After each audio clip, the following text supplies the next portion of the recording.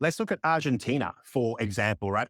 Argentina was one of the richest, most wealthiest countries in the Americas previously. However, leftist ideology took it from a prosperous, rich, wealthy nation where everyone had a high standard of living into a complete dumpster fire. That's what leftist ideology has done to that country. I mean, they've got inflation now over 100% at the moment. It's completely ruined. So the left-wing ideology destroys that state naturally. Strong men rise, of course, like you mentioned before. Weak men create hard times create strong men create good times. And then it goes back around again. And we all know that. So we are going to see the pendulum swing back the other way all over the world in the next generation or so, when people realize that the socialist ideologies that we are toying with at the moment is not a recipe for freedom, success, and prosperity. It's a recipe for disaster. That's what it is, a recipe for disaster. So yes, Australia, okay?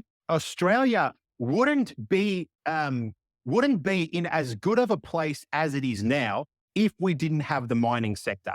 If we didn't have mining, basically keeping our country afloat right now, which they're trying to get rid of, by the way. They're trying to push back on coal, gas, minerals, etc. We would be stuffed right now, and we would be much closer to being the Argentina of our region. So we have mining to thank for saving our country. But I don't think Australia is that far behind. I think within my generation, we're going to see a massive swing to the right. And I'm not just talking about over Liberal Party comes back to power. I'm talking about a complete rejection of socialism, leftist ideology, woke ideology out the door. And we're going to see a new generation of people come up that just say, no thanks. We've seen where this goes. We completely reject it. Conservatism is cool again. Right-leaning values are cool again. We believe in freedom. We don't want authoritarianism. We don't want big government. We want limited government. We want to be able to be the masters of our own destiny. That's what's going to happen. Well, one final question here today. These are hard times. There is no denying that Australia is in a terrible position, and certainly not the position we should be in, given how hard we've all worked, and nobody has made mistakes in the public arena. These are political mistakes. So my question is, are we governed by weak men? And can you see us finding any strong men? I mean, we've got you, but precious little else I see coming up. Do you think we're going to see more rising strength, be they men or women, in Australian politics to combat this? Or are we just kind of floating along tied onto the edge of the UK and US? Yeah, look, I think we are going to see it happen. It's definitely going to happen.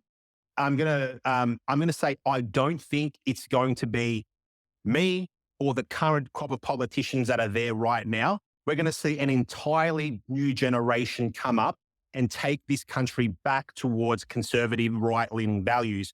I think I'm too early to the party, and so is everyone else that's elected at the moment. We're too early because the country, although we're going in the wrong direction, we're not completely at the end of our tether yet. But we are going to get there because socialism only ends one way. It ends in misery. It ends in destruction. It ends in failure.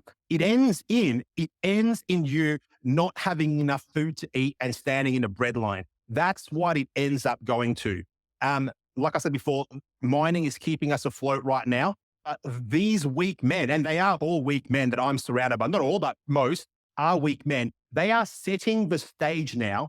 They are setting the stage now for a very, very bleak future for Australians. A very bleak future. That's what they're doing. There will come a time when leaders will rise and swing that pendulum with force back to the right. It is going to happen. I just don't think it's going to be now because we're not at that point yet. But I'm just laying the groundwork. I'm putting the foundations down. And the guy or girl who's going to come next is going to take it all the way. We'll see. Oh, well, I don't know. You're young. You could still be there when the restoration of Western civilization in Australia takes place. But look, thank you so much for defending the rights of men and for speaking for them. You're almost alone in this, Babet. That's the sad fact of reality in Australia here today. And look, I hope to catch you again and to talk about mining, because I think that's an important topic that we should touch on if we can for the survival of our civilization.